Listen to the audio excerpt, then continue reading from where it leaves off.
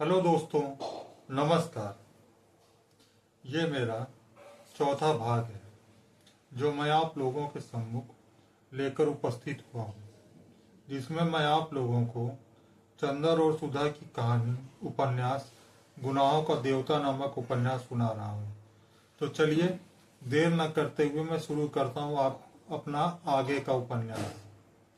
चंदर क्षण भर खड़ा रहा, फिर सुधा के पास गया। सुधा कमरे में अकेले बिनती खाट पर पड़ी थी, औंधे मुंह, तकिया में मुंह छिपाए। चंदर को जाने कैसा लगा। उसके मन में बेहद तरस सा आ रहा था इस बेचारी लड़की के लिए, जिसके पिता है ही नहीं और जिसे प्रताड़ना के सिवा कुछ नहीं मिला। चंदर को बहुत ही ममता लग रही थी इस अभाग्नि के लिए। वह सोचने लगा, कितना अंतर है दोनों बहनों में।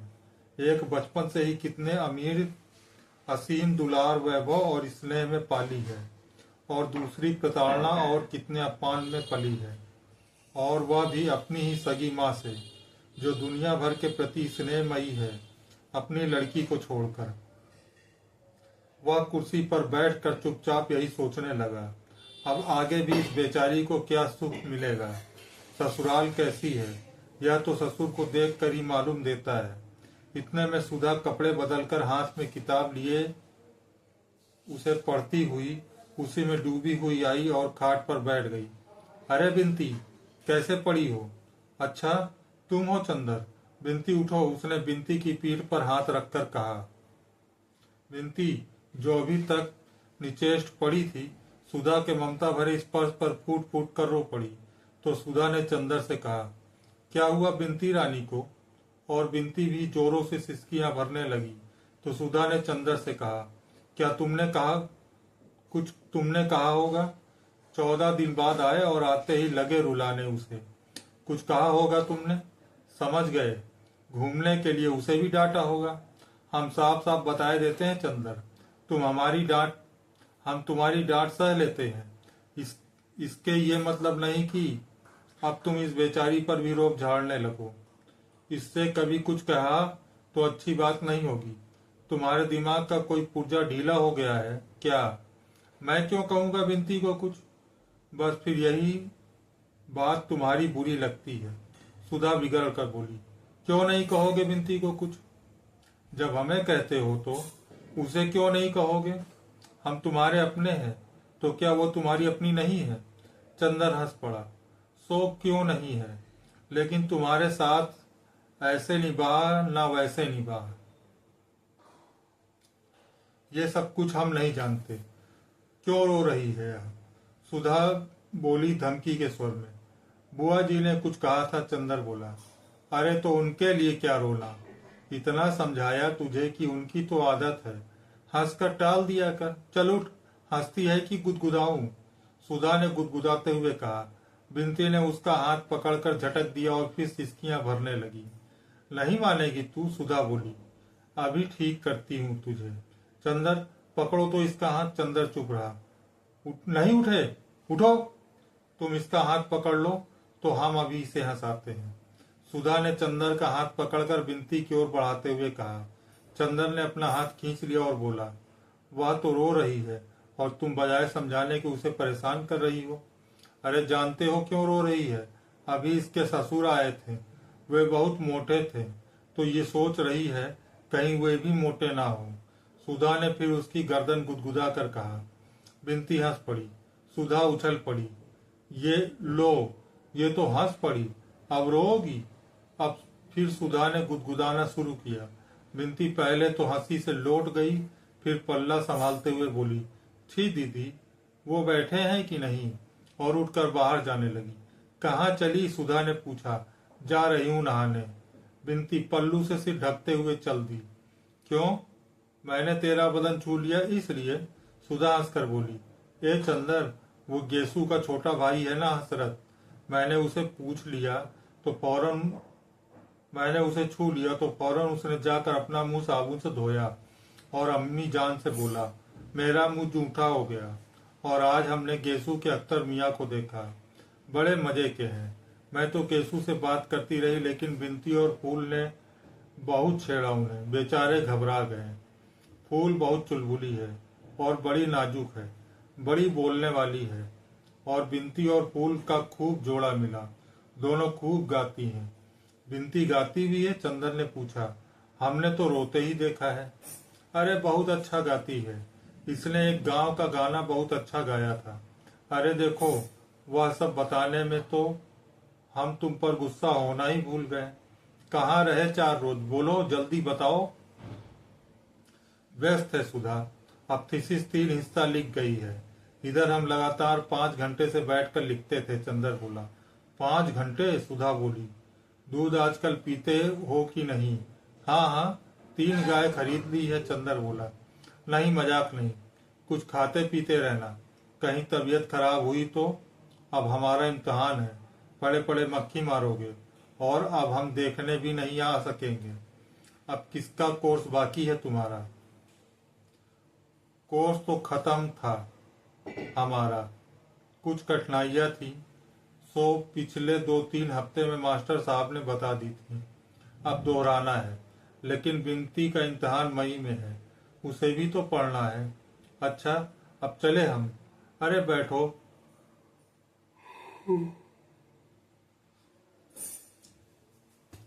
फिर जाने कई दिन बाद आओगे। आज बुआ तो चली जाएंगी, फिर कल से यहीं पर होना। तुमने बिनती के ससुर को देखा था? हाँ देखा था। चंदर उनकी रूपरेखा याद करके हंस पड़ा। बाप रे, पूरे टैंक थे वे तो। बिनती की ननद से तुम्हारा ब्याह करवा दें? करोगे? सुधा बोली। लड़की इतनी ही मोटी है, उसे कभी डांट लेना तो देखेंगे तुम्हारी हिम्मत।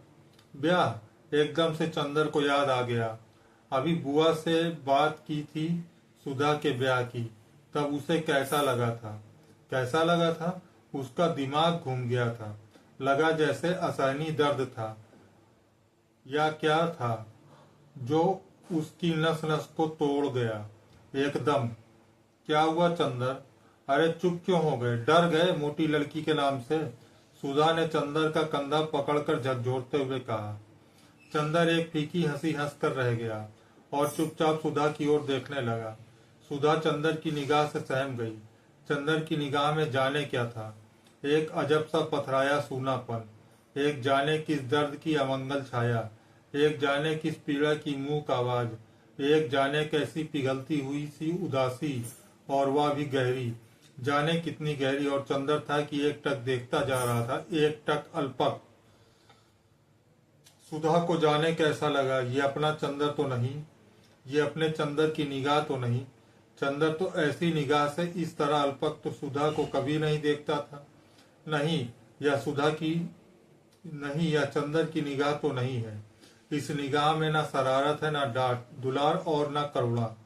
इसमें कुछ ऐसा है जिसमें सुधा बिल्कुल परिचित नहीं, जो आज चंदर में पहली बार दिखाई पड़ रहा है। सुधा को जैसा डर लगने लगा, जैसे वह कांप उठी। नहीं, यह कोई दूसरा चंदर है जो इस तरह देख रहा है। यह कोई अपरिचित है, कोई अजनबी, किसी दूसरे देश का व्यक्ति जो सुधा को देख रहा है। चंदर, चंदर, तुम्हें क्या हो गया? सुधा की आवाज मारे डर के कांप रही थी। उसका मुंह पीला पड़ गया था, उसकी सांस बैठने लगी थी। चंदर, और जब उसका कुछ बस न चला तो उसकी आंखों में आंसू छलक आए। हाथों पर एक गरम गरम बूंद आकर पड़ते ही चंदर चौंक गया। अरे सुधी, रो मत। नहीं पगली, हमारी तबीयत कुछ ठीक नहीं, एक गिलास पानी तो ले आओ। सुधा अब भी कांप रही थी। चंदर की आवाज में अभी भी वह मामूलियत नहीं आ पाई थी। वह पानी लेने के लिए उठी। नहीं, तुम कहीं जाओ मत, तुम बैठी रहो। उसने उसकी हथेली अपने माथे पर रखकर जोर से अपने हाथों से दबा ली और कहा, सुधा। क्यों चंदर? कुछ नहीं। चंदर ने आवाज दी, लेकिन लगता था वह आवाज चंदर की नहीं थी, ना जाने कहां से आ रही थी। क्या सिर में दर्द है? बिनती, एक गिलास पानी लाओ जल्दी से, सुधा ने आवाज दी। चंदर जैसे पहले सा हो गया। अरे अभी मुझे क्या हो गया था? तुम क्या बात कर रही थी सुधा? पता नहीं तुम्हें अभी क्या हो गया था, सुधा ने घबराई हुई गौरैया की तरह सहम कर कहा। चंदर स्वस्थ हो गया। कुछ नहीं सुधा, मैं ठीक हूँ। मैं तो यूं ही कुछ परेशान करने के लिए चुप था, उसने हंसकर कहा। हाँ चलो रहने दो, तुम्हारे सिर में दर्द है। जरूर से, सुधा बोली। बिंती पानी लेकर आ गई थी। लो पानी पियो। नहीं हमें कुछ नहीं चाहिए, चंदर बोला। बिंती जरा पेन बाम ले आओ, सुधा ने गिलास जबरदस्ती उसके मुंह से लगाते हुए कहा। बिंती पेन बाम ले आई थी। बिंती तू जरा लगा दे इनके। अरे खड़ी क्यों है?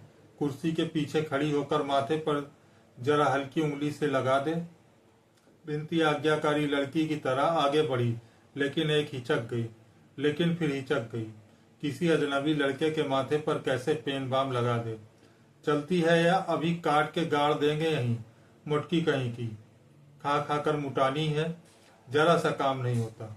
बिंती ने हार कर पेन बाम लगाया।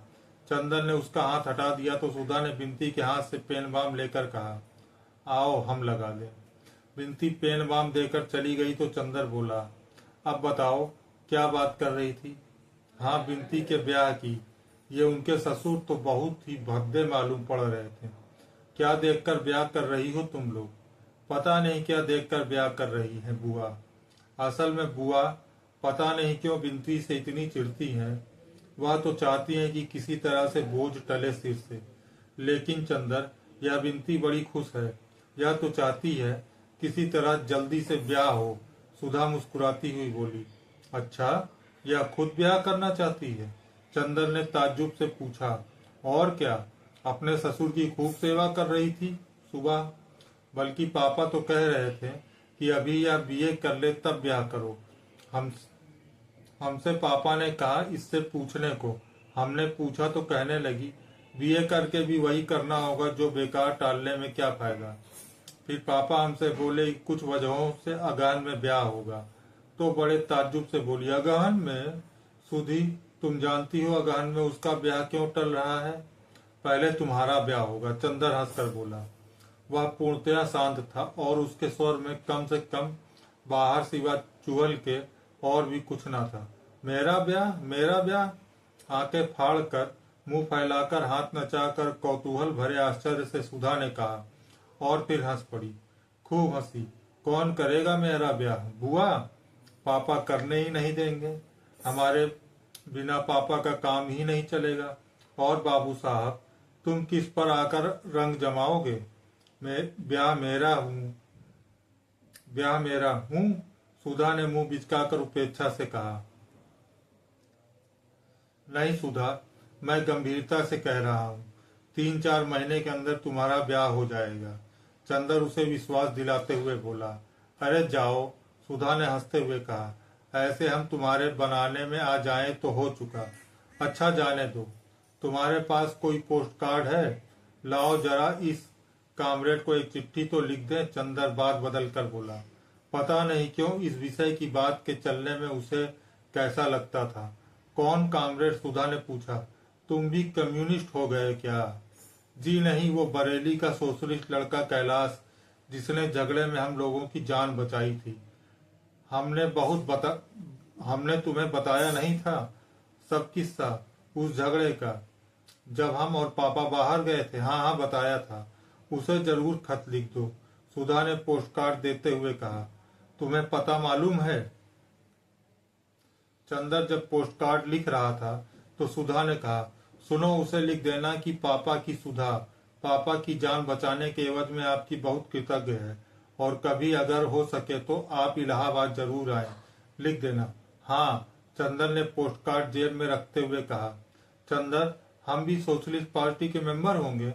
सुधा ने मचलते हुए कहा। चलो, अब तुम्हें नई सनक सवार हुई। क्या तुम समझ रही हो सोशलिस्ट पार्टी को? राजनीतिक पार्टी है वह।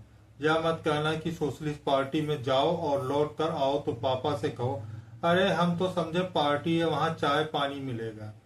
वहाँ तो सब लोग लेक्चर देते हैं। धत, हम कोई बेवकूफ हैं क्या? सुधा ने बिगड़ कर कहा।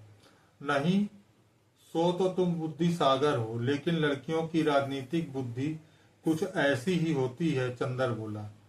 अच्छा रहने दो, लड़कियों में ना हो तो काम ही ना चले। सुधा ने कहा। अच्छा सुधा, आज कुछ रुपए दोगी? हमारे पास पैसे खत्म है और सिनेमा देखने जाना है। चंदन ने बहुत दुलार से कहा।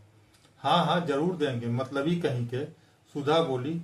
अभी अभी तुम लड़कियों की बुराई कर रहे थे ना, तो तुम और लड़कियों में से थोड़े ही हो। तुम तो हमारी सुधा हो, सुधा महान। सुधा पिघल गई। अच्छा, कितना लोगे? अपनी पॉकेट में से 5 रुपए का नोट निकाल कर बोली, इनसे काम चल जाएगा। हाँ हाँ, आज जरा सोच रहे हैं पम्मी के यहाँ जाएं, तब सेकंड सो जाएं। पम्मी रानी के यहाँ जाओगे? समझ गए, तभी तुमने चाचा जी से ब्याह करने से इनकार कर दिया। लेकिन पम्मी तुमसे 3 साल बड़ी है, लोग क्या कहेंगे? सुधा ने छेड़ा। तो क्या हुआ जी, सब यूं ही चलता है। चंदर हंसकर टाल गया। तो फिर खाना यहीं खाए जाओ और कार लेते जाओ, सुधा ने कहा। मंगाओ, चंदर ने पलंग पर पैर फैलाते हुए कहा। खाना आ गया और जब तक चंदर खाता रहा, सुधा सामने बैठी रही और बिनती दौड़ दौड़ कर पूड़ी लाती रही। जब चंदर पम्मी के बंगले पर पहुंचा तो शाम होने में देर नहीं थी, लेकिन अभी फर्स्ट शो शुरू होने में देर थी। पम्मी गुलाबों के बीच में टहल रही थी और बर्टी एक अच्छा सा सूट पहने लॉन पर बैठा था और घुटनों पर ठुड्डी रखे कुछ सोच विचार में पड़ा था। बर्टी के चेहरे पर का पीलापन भी कुछ कम था। वह देखने में इतना भयंकर नहीं मालूम पड़ता था, लेकिन उसकी आंखों का पागलपन अभी वैसा ही था। और खूबसूरत सूट पहनने पर भी उसका हाल यह था कि एक कॉलर अंदर था और एक बाहर। पम्मी ने चंदर को आते देखा तो खिल गई। हेलो कपूर, क्या हाल है? पता नहीं क्यों आज सुबह से मेरा मन कह रहा था कि आज मेरे मित्र जरूर आएंगे, और शाम के वक्त तुम तो इतने अच्छे लगते हो जैसे वह जगमग सितारा जिसे देखकर कीट्स ने अपनी आखिरी सानेट लिखी थी। पम्मी ने एक गुलाब तोड़ा और चंदर के कोट के बटन के होल में लगा दिया। चंदर ने बड़े भय से बर्टी की ओर देखा कि कहीं गुलाब को तोड़े जाने पर वह फिर चंदर की गर्दन पर सवार न हो जाए, लेकिन बर्टी कुछ नहीं बोला।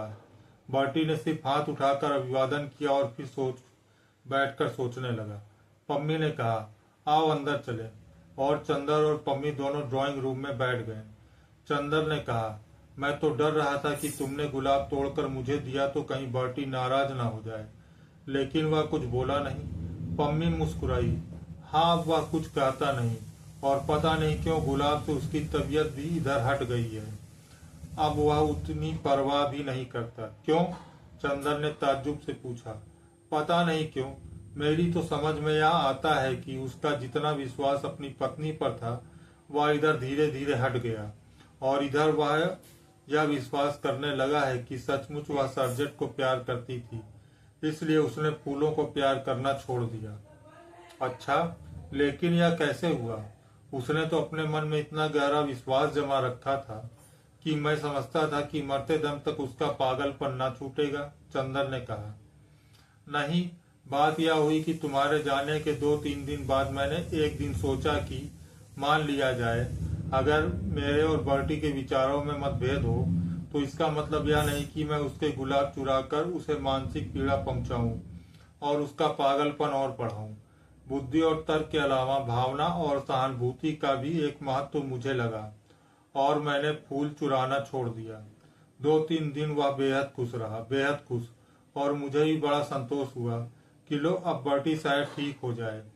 लेकिन तीसरे दिन सहसा उसे अपना खुरपा फेंक दिया, कई गुलाब के पौधे उखाड़ कर फेंक दिए और मुझसे बोला, अब तो कोई फूल भी नहीं चुराता। अब भी वह इन फूलों में नहीं मिलती। वह जरूर सर्जेंट के साथ चली जाती है। वह मुझे प्यार नहीं करती, हरगिज नहीं करती। और वह रोने लगा। बस उसी दिन से वह गुलाब के पास नहीं जाता, और आजकल बहुत अच्छे अच्छे सूट पहनकर घूमता है, और कहता क्या है, सर्जेंट से कम सुंदर हूँ। और इधर वह बिल्कुल पागल हो गया है। पता नहीं किसने उसे अपने आप लड़ाता रहता है। चंदर ने ताज्जुब में सिर हिलाया। हाँ, मुझे बड़ा दुख हुआ, पम्मी बोली। मैंने तो हमदर्दी की फूल चुराने बंद किए, और उसका नतीजा यह हुआ। पता नहीं क्यों कपूर, मुझे लगता है कि हमदर्दी करना इस दुनिया में सबसे बड़ा पाप है। आदमी से हमदर्दी कभी नहीं करनी चाहिए। चंदर ने सहसा अपनी घड़ी देखी। क्यों, अभी तुम नहीं जा सकते? बैठो और बातें सुनो। इसलिए मैंने तुम्हें दोस्त बनाया है। आज 2-3 साल हो गए मैंने किसी से बातें ही नहीं की, और तुमसे इसलिए मैंने मित्रता की है कि बातें करूंगी। चंदर हंसा। आपने मेरा अच्छा उपयोग ढूंढ निकाला। नहीं, उपयोग नहीं कपूर, तुम मुझे गलत ना समझना। जिंदगी ने मुझे इतनी बातें बताई हैं, और यह किताबें जो मैं इधर पढ़ने लगी हूँ, उन्होंने मुझे इतनी बातें बताई हैं कि मैं चाहती हूँ कि उन पर बातचीत करके अपने मन का बोझ हल्का कर लूँ, और तुम्हें बैठकर सुननी होंगी सभी बातें। हाँ, मैं तैयार हूँ, लेकिन किताबें पढ़नी कब से शुरू कर दी तुमने? चंदर ने ताज्जुब में पूछा। अभी उस दिन मैं डॉक्टर शुक्ला के यहाँ गई। उनकी लड़की से मालूम हुआ कि तुम्हें कविता पसंद है। मैंने सोचा उसी पर बातें करूं, और मैंने कविताएं पढ़नी शुरू कर दी। अच्छा, तो देखता हूँ कि 2-3 हफ्ते में भाई और बहन दोनों में कुछ परिवर्तन आ गए हैं। पम्मी कुछ बोली नहीं, हंस दी। मैं सोचता हूँ पम्मी कि आज सिनेमा देखने जाऊं। कार है साथ में। अभी 15 मिनट बाकी है। चाहो तो चलो। सिनेमा? आज 4 साल से मैं कहीं नहीं गई हूँ। सिनेमा?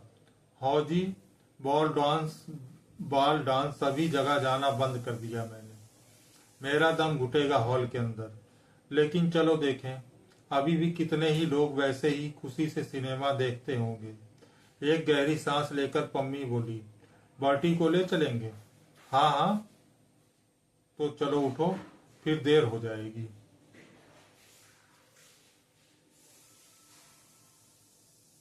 चंदर ने घड़ी देखते हुए कहा। पम्मी फौरन कमरे के अंदर गई और एक जॉर्जेट का हल्का भूरा गाउन पहनकर आई। इस रंग में वह जैसे निखर आई। चंदन ने उसकी ओर देखा तो वह लजा गई और बोली, इस तरह मत देखो। मैं जानती हूँ यह मेरा सबसे अच्छा गाउन है। इसमें कुछ अच्छी लगती होंगी। चलो। और आकर उसने बेतकल्लुफी से उसके कंधे पर हाथ रख दिया। दोनों बाहर आए तो बर्टी लॉन पर घूम रहा था। उसके पैर लड़खड़ा रहे थे, लेकिन वह बड़ी शान से सीना ताने था। बर्टी, आज मिस्टर कपूर मुझे सिनेमा दिखलाने जा रहे हैं। तुम भी चलोगे? हूँ। बर्टी ने सिर हिलाकर जोर से कहा। सिनेमा जाऊंगा? कभी नहीं, भूल कर भी नहीं। तुमने मुझे क्या समझा है? मैं सिनेमा जाऊंगा? धीरे धीरे उसका स्वर मंद पड़ गया। अगर सिनेमा में वह सर्जन के साथ मिल गई तो मैं उसका गला घोंट दूंगा। अपने गले को दबाते हुए बर्टी बोला, और इतनी जोर से दबा दिया अपना गला कि आंखें लाल हो गई और खांसने लगा। खांसी बंद हुई तो बोला, वह मुझे प्यार नहीं करती। वह सर्जन को प्यार करती है। वह उसी के साथ घूमती है। अगर वह मिल जाएगी सिनेमा में तो उसकी हत्या कर डालूंगा। तो पुलिस आएगी और खेल खत्म हो जाएगा। तुम जानते हो मिस्टर कपूर, मैं उससे कितना नफरत करता हूँ। और लेकिन नहीं, कौन जानता है मैं नफरत करता हूँ, और वह मुझे कुछ समझ में नहीं आता। मैं पागल हूँ। ओह! और वह सिर थाम कर बैठ गया। पम्मी ने चंदर का हाथ पकड़कर कहा, चलो, यहाँ रहने से इसका दिमाग और खराब होगा। आओ। दोनों जाकर कार में बैठे।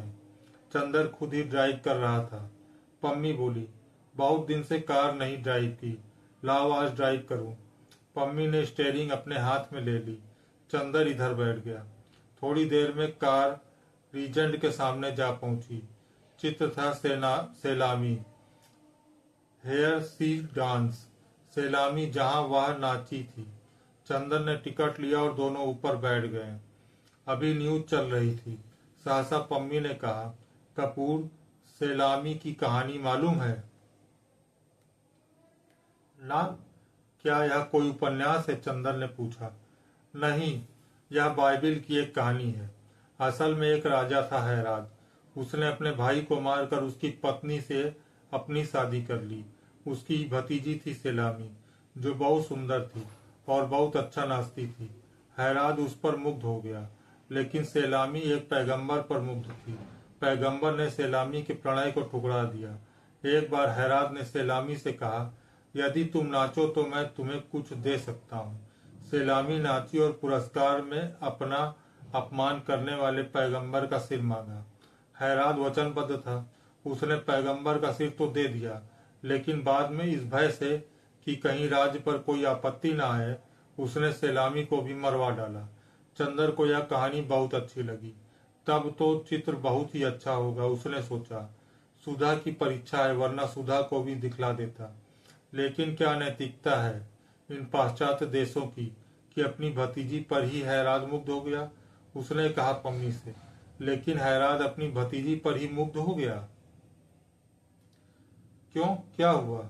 यह तो सेक्स है मिस्टर कपूर।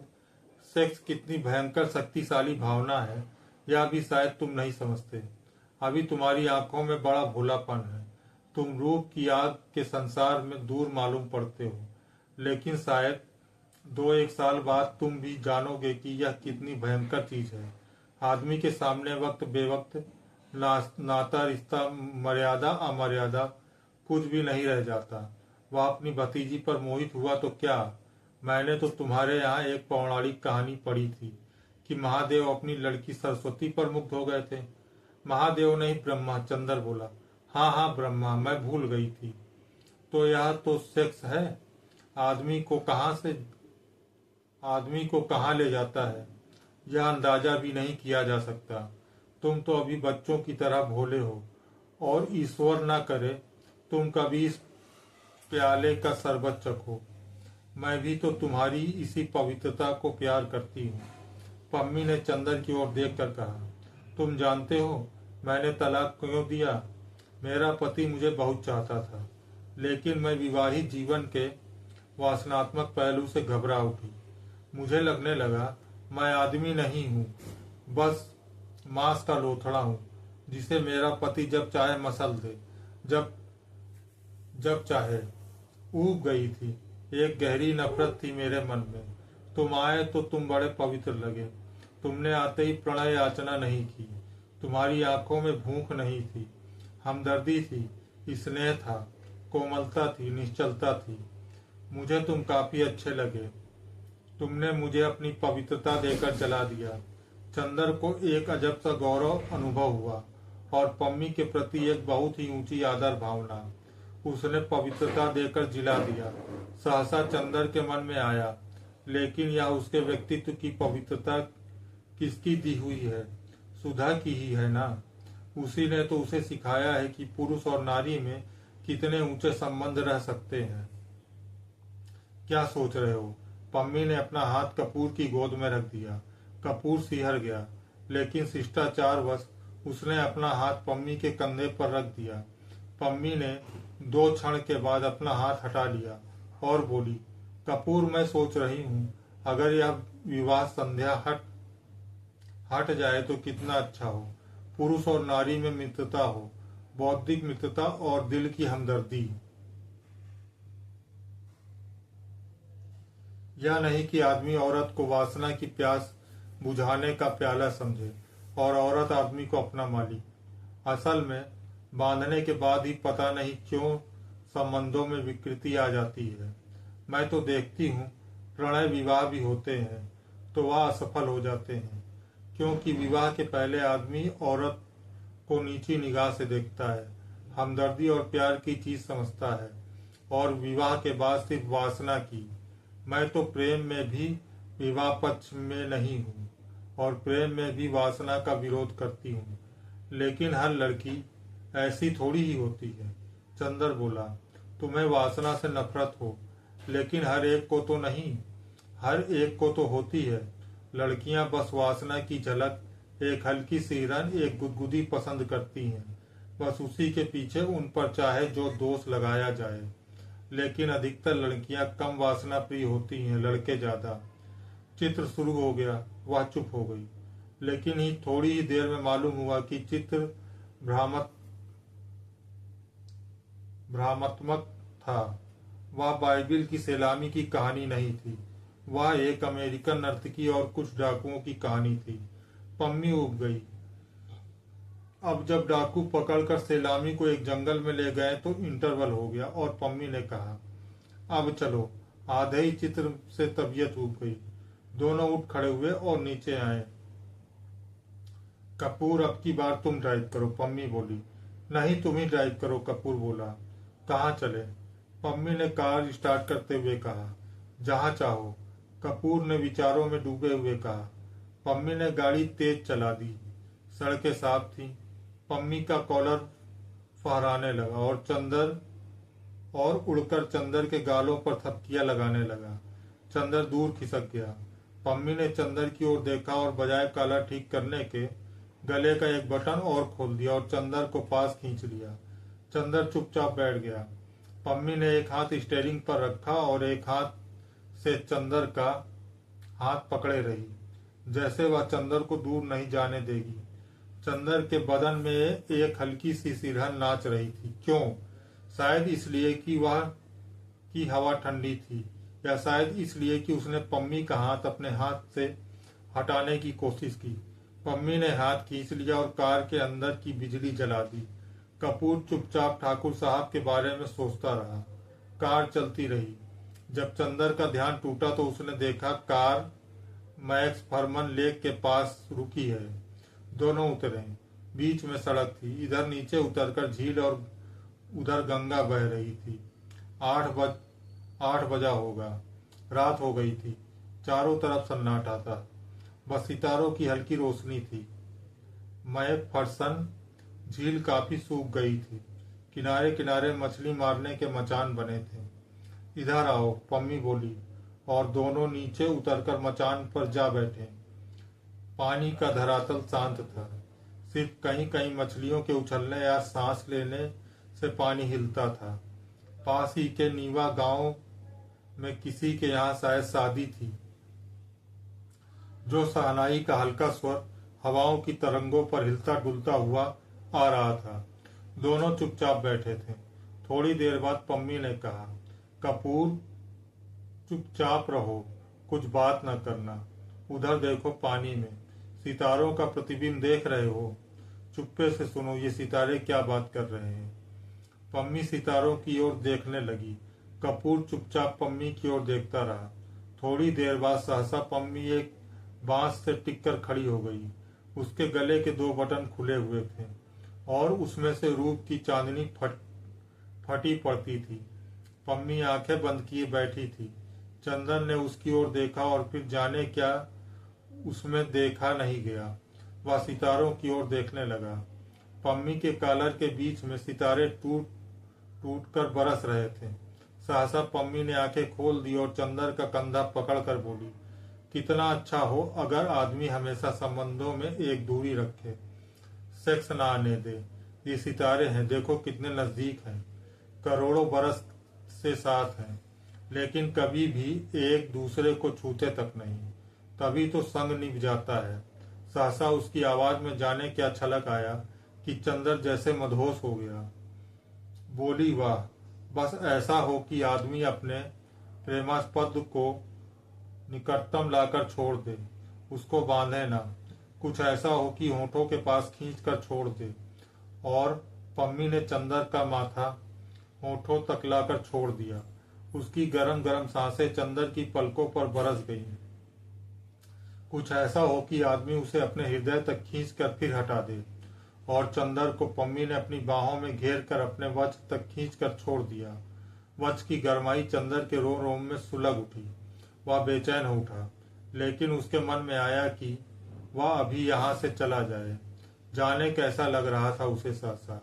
पम्मी बोली, लेकिन नहीं, हम लोग मित्र हैं, और कपूर, तुम बहुत पवित्र हो, निष्कलंक हो, और तुम पवित्र रहोगे। मैं जितनी दूर, जितना अंतर, जितनी पवित्रता पसंद करती हूँ, वह तुम में है और हम लोग में हमेशा निभेगी, जैसे इन सितारों में हमेशा निभती आई है। चंदर चुपचाप सोचने लगा। वह पवित्र है। एकाएक उसका मन जैसे उबने लगा।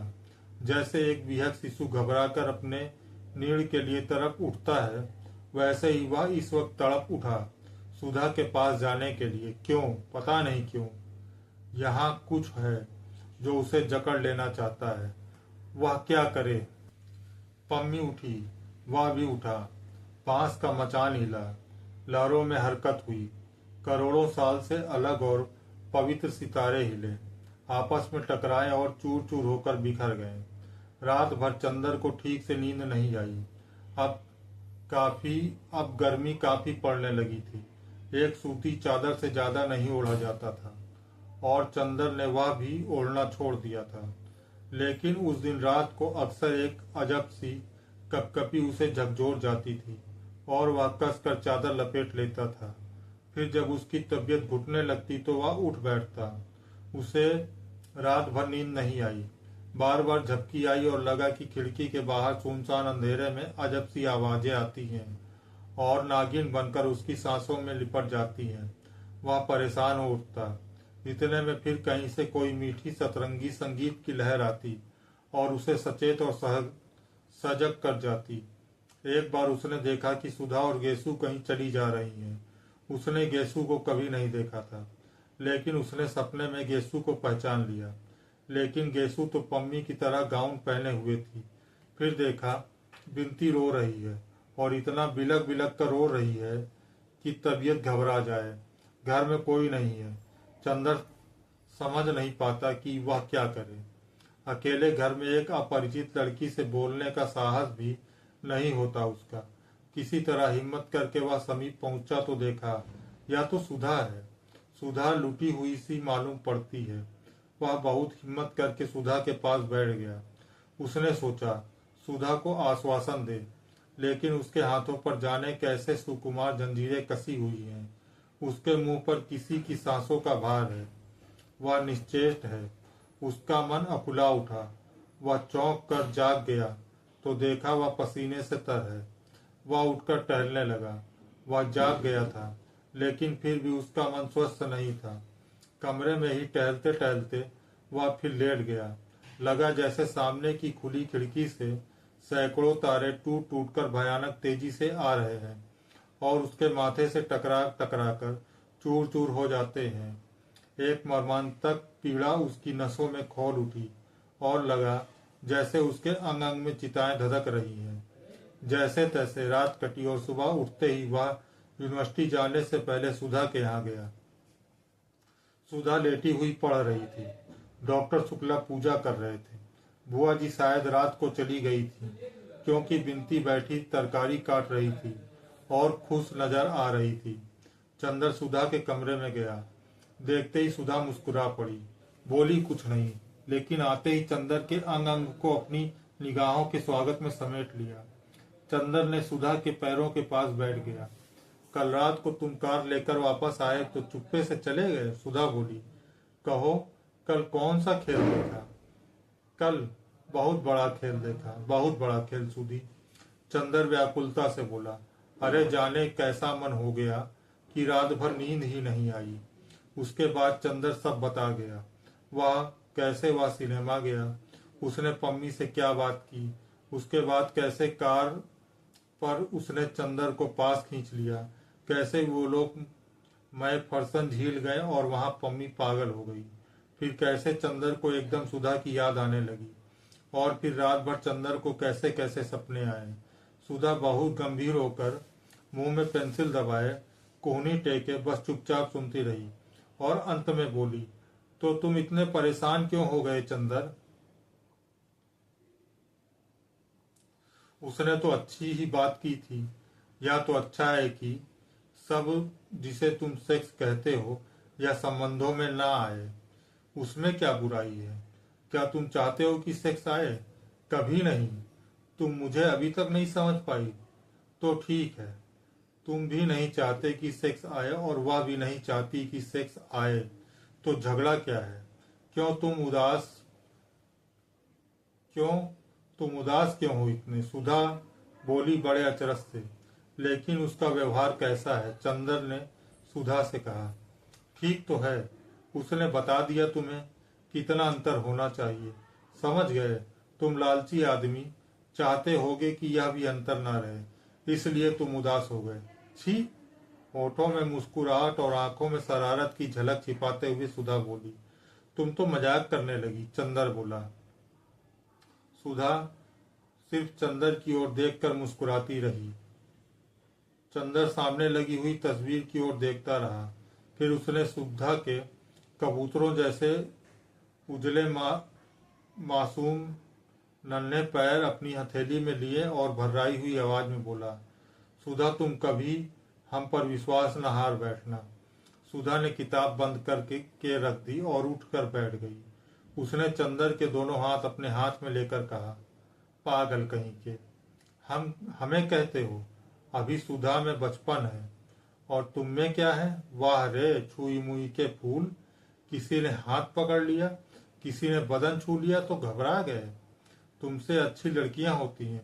सुधा ने उसके दोनों हाथ झकझोरते हुए कहा, नहीं सुधी, तुम नहीं जानती, मेरी जिंदगी में एक ही विश्वास की चट्टान है, वाह हो तुम।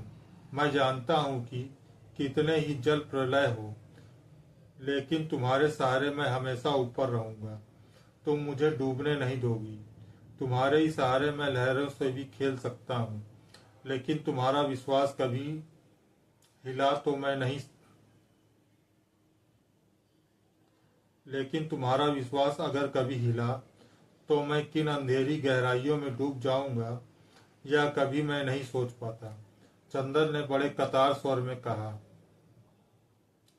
सुधा बहुत गंभीर हो गई। क्षण भर वह चंदर के चेहरे की ओर देखती रही, फिर चंदर के माथे पर झूलती हुई एक लट को ठीक करती हुई बोली, चंदर, और मैं किसके विश्वास पर चल रही हूँ, बोलो। लेकिन मैंने तो कभी नहीं कहा कि चंदर अपना विश्वास मत हारना। और क्या कहूँ, मुझे अपने चंदर पर पूरा विश्वास है, मरते दम तक विश्वास रहेगा। फिर तुम्हारा मन इतना डगमगा क्यों गया, बुरी बात है ना। चंदन ने सुधा के कंधों पर अपना सिर रख दिया। सुधा ने उसका हाथ लेकर कहा, लाओ, यहाँ छुआ था पम्मी ने तुम्हें, और उसका हाथ अपने होठों तक ले गई। चंदर कांप गया। आज सुधा को यह क्या हो गया, लेकिन होठों तक हाथ ले जाकर झाड़ने फूकने की तरह सुधा ने फूंक कर कहा, जाओ, तुम्हारे हाथ से पम्मी का स्पर्श स्पर्श का जहर उतर गया। अब तो ठीक हो गए, पवित्र हो गए, छू मंतर। चंदर हंस पड़ा। उसका मन शांत हो गया। सुधा में जादू था, सचमुच जादू था। बिनती चाय ले आई 2 प्याले में। सुधा बोली, अपने लिए भी लाओ। बिनती ने सिर हिलाया। सुधा ने चंदर की ओर देखकर कहा, ये पगली जाने क्यों तुमसे झेपती है। झेपती कहाँ हूँ, बिनती ने प्रतिवाद किया और प्याला भी ले आई और जमीन पर बैठ गई। सुधा ने प्याला मुंह में लगाया और बोली, चंदर, तुमने पम्मी को गलत समझा है। पम्मी बहुत अच्छी लड़की है, तुमसे बड़ी भी है और तुमसे ज्यादा समझदार, और उसी तरह व्यवहार भी करती है। तुम अगर कुछ सोचते हो तो गलत सोचते हो। मेरा मतलब समझ गए ना। हाँ जी, हाँ गुरुजी, अच्छी तरह से। चंदर ने हाथ जोड़कर विनम्रता से कहा। बिनती हंस पड़ी और उसकी चाय छलक गई। नीचे रखी हुई चंदर की जरीदार पेशावरी सैंडल भीग गई। बिनती ने झुककर एक अंगोछे से उसे पोंछना चाहा तो सुधा चिल्ला उठी, हाँ हाँ, छुओ मत, कहीं इनकी सैंडल भी बाद में आके ना रोने लगे। सुन बिनती, एक लड़की ने कल इन्हें छू लिया तो आप आज उदास थे। अभी तुम सैंडल छुओ तो कहीं जाके कोतवाली में रपट ना कर दें। चंदर हंस पड़ा और उसका मन धुलकर ऐसे निखर गया जैसे शरद का नीलाभ आकाश। अब पम्मी के यहाँ कब जाओगे? सुधा ने शरारत भरी मुस्कुराहट से पूछा। कल जाऊंगा। ठाकुर साहब पम्मी के हाथ अपनी कार बेच रहे हैं तो कागज पर दस्तखत कराना है, चंदन ने कहा। अब मैं निडर हूँ। कहो बिनती, तुम्हारे ससुर का क्या कोई खत नहीं आया? बिनती झेप गई। चंदर चल दिया। थोड़ी दूर जाकर फिर मुड़ा और बोला, अच्छा सुधा, आज तक जो काम हो बता दो, फिर 1 महीने तक मुझसे कोई मतलब नहीं। हम थीसिस पूरी करेंगे, समझी? समझे? हाथ पटक कर सुधा बोली। सचमुच 1.5 महीने तक चंदर को होश नहीं रहा कि कहाँ क्या हो रहा है। बिसरिया रोज सुधा और बिनती को पढ़ाने आता रहा। सुधा और बिनती दोनों ही का इम्तिहान खत्म हो गया। चंदर 2 बार पम्मी 2 बार सुधा और चंदर से मिलने आई, लेकिन चंदर एक बार भी उससे मिलने नहीं आया। मिश्रा का एक खत बरेली से आया, लेकिन चंदर ने उसका भी जवाब नहीं दिया। डॉक्टर साहब ने अपनी पुस्तक के 2 अध्याय लिख डाले, लेकिन उसने एक दिन भी बहस नहीं की। विनती उसे बराबर चाय, दूध, नाश्ता, शरबत और खरबूजा देती रही, लेकिन चंदर ने एक बार भी उसके ससुर का नाम लेकर नहीं चिढ़ाया।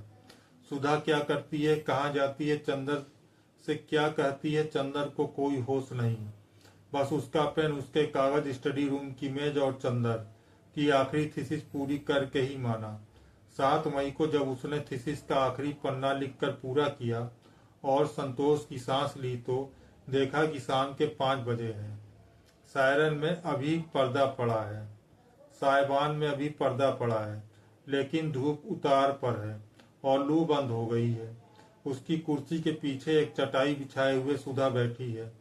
हुगो का अनपढ़ा हुआ उपन्यास बगल में खुला हुआ औंधा पड़ा है और आप चंदर की एक मोटी सी इकोनॉमिक्स की किताब खोले उस पर कलम से कुछ गोदा गादी कर रही थी।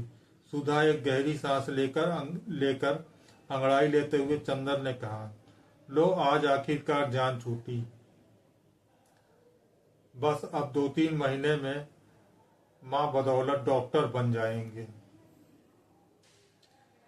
सुधा अपने कार्य में व्यस्त है। चंदर ने क्या कहा यह सुनकर भी गुम।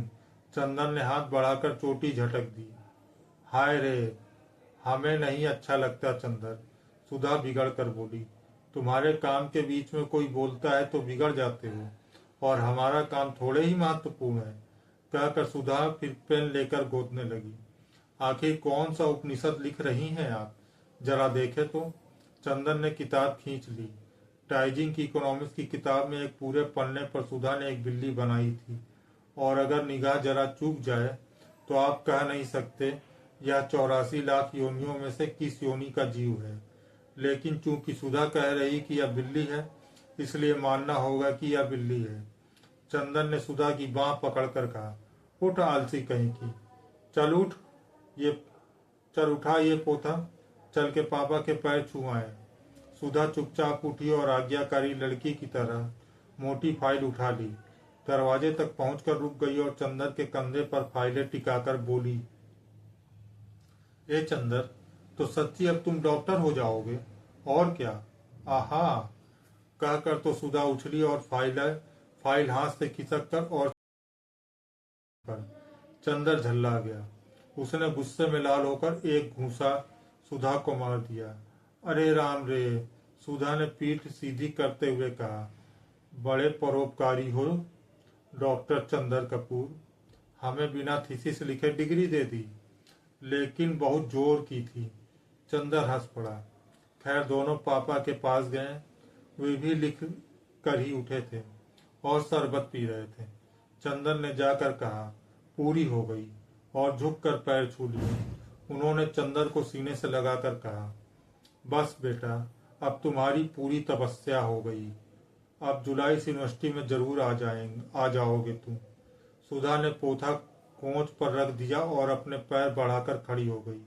ये क्या, पापा ने पूछा। हमारे पैर नहीं छुएंगे आप, सुधा ने गंभीरता से कहा।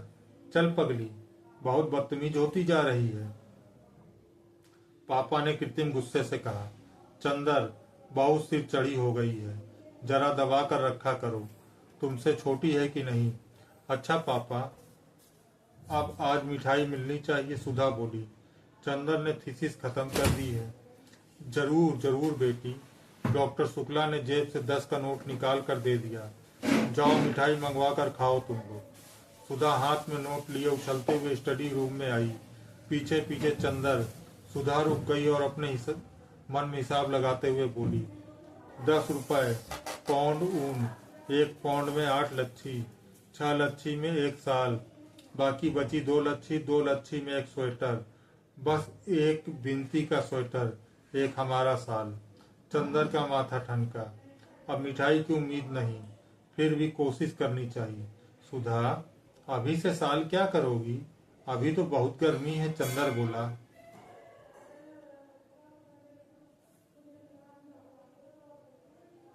अब की जाड़े में तुम्हारा ब्याह होगा तो आखिर हम लोग नई नई चीज का इंतजाम न करें। अब डॉक्टर हुए, अब डॉक्टर नहीं आएंगी, सुधा बोली। खैर बहुत मनाने बहलाने फुसलाने पर सुधा मिठाई मंगवाने को राजी हुई। जब नौकर मिठाई लेने चला गया तो चंदर ने चारों ओर देखकर पूछा, कहाँ गई बिनती? उसे भी बुलाओ कि अकेले अकेले खा लोगी? वह पढ़ रही है मास्टर साहब से। क्यों, इम्तहान तो खत्म हो गया होगा, अब क्या पढ़ रही है? चंदर ने पूछा। विदुषी का दूसरा खंड तो दे रही है ना, सितंबर में, सुधा बोली। अच्छा बुलाओ बिसरिया को भी, चंदर बोला। अच्छा मिठाई आने दो, सुधा ने कहा और फाइल की ओर देखकर कहा, मुझे इस कमबख्त पर गुस्सा आ रहा है। क्यों? इसकी वजह से तुम 1.5 महीने सीधे से बोले तक नहीं। इम्तहान वाले दिन सुबह सुबह तुम्हें हाथ जोड़ने आई तो तुमने सिर पर हाथ भी नहीं रखा। सुधा ने शिकायत के स्वर में कहा। तो अब आशीर्वाद दे दें, अब तो खत्म हुई थीसिस, अब जितना चाहे बात कर लो। थीसिस न लिखते तो फिर तुम्हारे चंदर को उपाधि कहाँ से मिलती? चंदर ने दुलार से कहा। तो फिर कन्वेक्शन पर तुम्हारी गाउन हम पहनकर फोटो खिंचवाएंगे, सुधा मचल कर बोली। इतने में नौकर मिठाई ले आया। जाओ बिनती जी को बुला लाओ, चंदर ने कहा। बिनती आई। तुम पढ़ चुकी? चंदर ने पूछा। अभी नहीं, बिनती बोली। अच्छा, अब आज पढ़ाई बंद करो, उन्हें भी बुला लाओ, मिठाई खाई जाए, चंदर ने कहा। अच्छा कहकर बिनती जो मुड़ी तो सुधा बोली, अरे लालचीन, ये तो पूछ ले मिठाई काहे की है? मुझे मालूम है, बिनती मुस्कुराती हुई बोली। उनके यहाँ आज गए होंगे, पम्मी के यहाँ। फिर आज कुछ उस दिन जैसी बात हुई होगी। सुधा हंस पड़ी। चंदर झेप गया। बिनती चली गई बिसरिया को बुलाने। अब तो ये तुमसे बोलने लगी है, सुधा ने कहा। हाँ, यह बड़ी सुशील लड़की और बहुत शांत है, हमें बहुत अच्छी लगती है। बोलना तो जैसे आता ही नहीं इसे। हाँ, लेकिन अब खूब सीख रही है। इसकी गुरु मिली है ना गेसु, उससे भी ज्यादा गेसु से पटने लगी है इसकी। दोनों ब्याह करने जा रही हैं और दोनों उसी की बातें करती हैं जब मिलती हैं तब, सुधा बोली। और कविता भी करती है? या तुम एक बार कह रही थी, चंदन ने पूछा। नहीं जी, असल में एक बड़ी सुंदर सी नोटबुक थी, उसमें यह जाने क्या लिखती थी, हमें नहीं दिखाती थी। बाद में हमने देखा कि एक डायरी है, उसमें धोबी का हिसाब लिखती थी। तो कविता नहीं लिखती? ताज्जुब है, वरना 16 बरस के बाद प्रेम करके कविता करना तो लड़कियों का फैशन हो गया है, उतना ही व्यापक जितना उल्टा पल्ला ओढ़ना, चंदर बोला। चला तुम्हारा नारी पुराण, सुधा बिगड़ी। मिठाई खाने वाले आए, आगे आगे बिनती, पीछे पीछे बिसरिया। अभिवादन के बाद बिसरिया बैठ गया। कहो बिसरिया, तुम्हारी शिष्या कैसी है? बस अदिति, कवि बिसरिया ने सिर हिलाकर कहा। सुधा मुस्कुरा दी चंदर की ओर देखकर। और ये सुधा कैसी थी? बस अदिति, बिसरिया ने उसी तरह कहा। दोनों अदिति हैं? साथ ही चंदर ने पूछा। सुधा और बिनती दोनों हंस दी। बिसरिया नहीं समझ पाया कि उसने कौन सी हंसने की बात की थी, और जब नहीं समझ पाया तो पहले सिर खुलदाने लगा, फिर खुद भी हंस पड़ा। उसकी हंसी पर तीनों हंस पड़े। चंदर, मास्टर साहब भी खूब हैं। एक दिन बिनती को महादेवी की कविता पढ़ा रहे थे, विरह की जलजात जीवन, जो पढ़ते पढ़ते बड़ी गहरी सांस भरने लगे थे। चंदर और बिनती दोनों हंस पड़े। बिसरिया पहले तो खुद हंसा, फिर बोला, हाँ भाई क्या करे कपूर, तुम तो जानते ही हो मैं बहुत भावुक हूँ, मुझसे बर्दाश्त नहीं होता। एक बार तो ऐसा हुआ कि पर्चे में करुण रस का गीत आ गया अर्थ लिखने को। मैंने उसे पढ़ा तो इतना व्यथित हो गया कि उठकर टहलने लगा। प्रोफेसर समझे मैं दूसरे लड़के की कॉपी देख रहा हूँ तो उन्होंने निकाल दिया मुझे।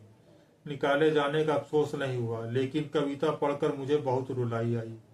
सुधा हंसी तो चंदर ने आंख के इशारे से मना किया और गंभीरता से पूछा, हाँ भाई बिसरिया, सो तो सही है, तुम इतने भावुक ना होते तो इतना अच्छा कैसे लिख पाते, जो तुमने पर्चा छोड़ दिया। हाँ, मैं पर्चे वगैरह की क्या परवाह करता हूँ, मेरे लिए इन सभी वस्तुओं का कुछ भी अर्थ नहीं। मैं भावना की उपासना करता हूँ। उस समय परीक्षा देने की भावना से ज्यादा सबल उस कविता की करुण भावना थी, और इस तरह मैं कितनी बार फेल भी हो चुका हूँ। मेरे साथ वह पढ़ता था ना, हरिहर टंडन। वह अब बस्ती कॉलेज का प्रिंसिपल है। एक मेरा सहपाठी था, वह रेडियो का प्रोग्राम एग्जीक्यूट करता है। और एक तुम्हारा सहपाठी तो हमने सुना है कि असेंबली का स्पीकर भी है। चंदर बात काट कर बोला। सुधा हंस पड़ी, बिनती भी हंस पड़ी। खैर मिठाई का भोग प्रारंभ हुआ।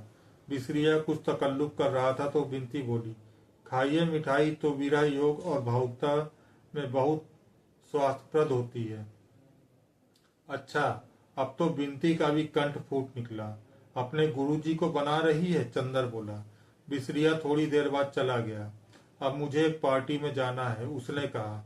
अब आखिर में एक रसगुल्ला बचा रहा तो बिनती हाथ में लेकर बोली, कौन लेगा? आज पता नहीं क्यों बिनती बहुत खुश थी और बहुत बोल रही थी। चंदर बोला, हमें दो। सुधा बोली, हमें दो।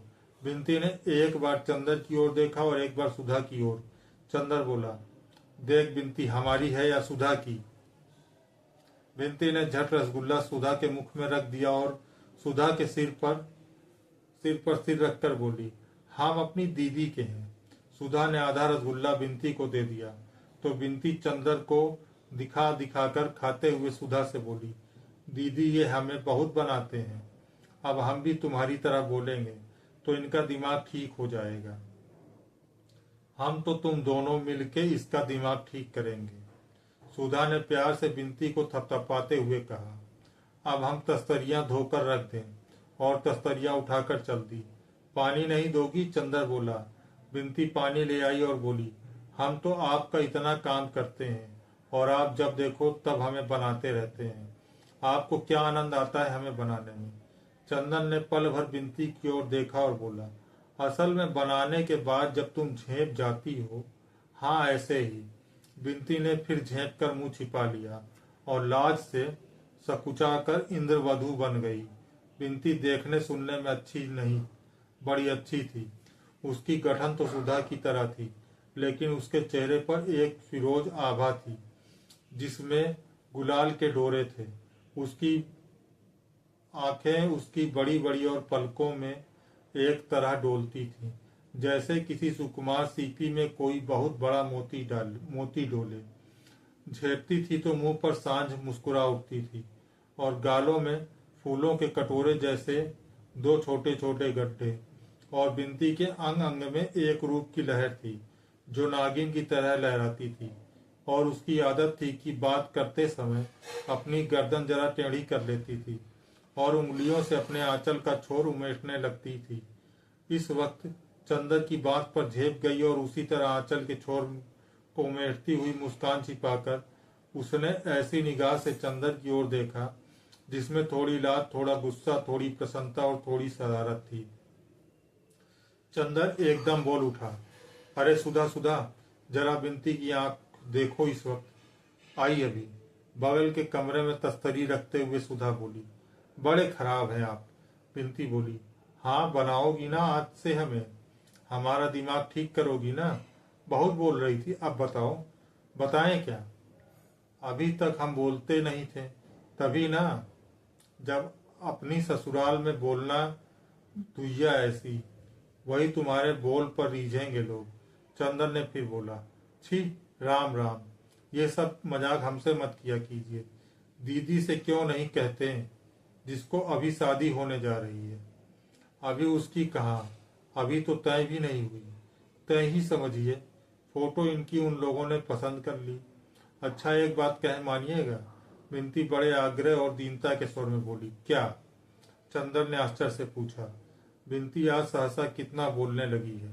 बिनती बोली, नीचे जमीन की ओर देखती हुई, अरे आप हमसे ब्याह के बारे में मजाक न किया कीजिए, हमें अच्छा नहीं लगता।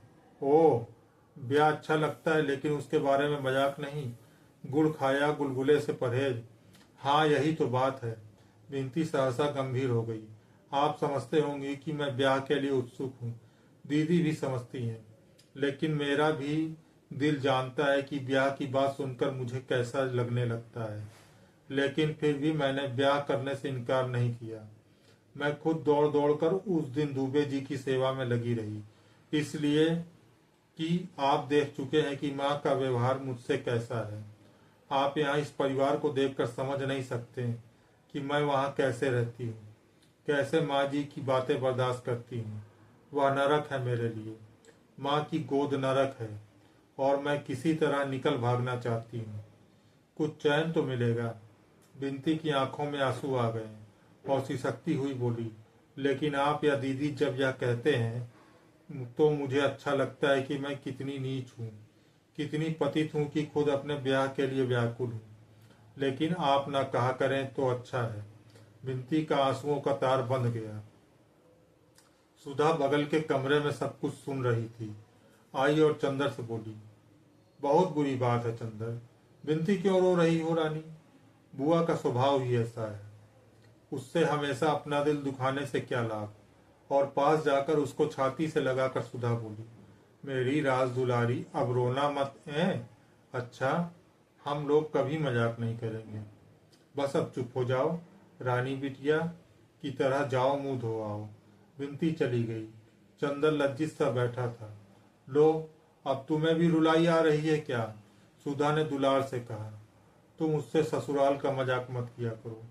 वह बहुत दुखी है और बहुत कदर करती है तुम्हारी। और किसी की मजाक की बात और है। हम या तुम कहते हैं तो उसे लग जाता है। अच्छा, वो कह रही थी तुम्हारी फोटो उन लोगों ने पसंद कर ली है। चंदर ने बात बदलने के ख्याल से कहा।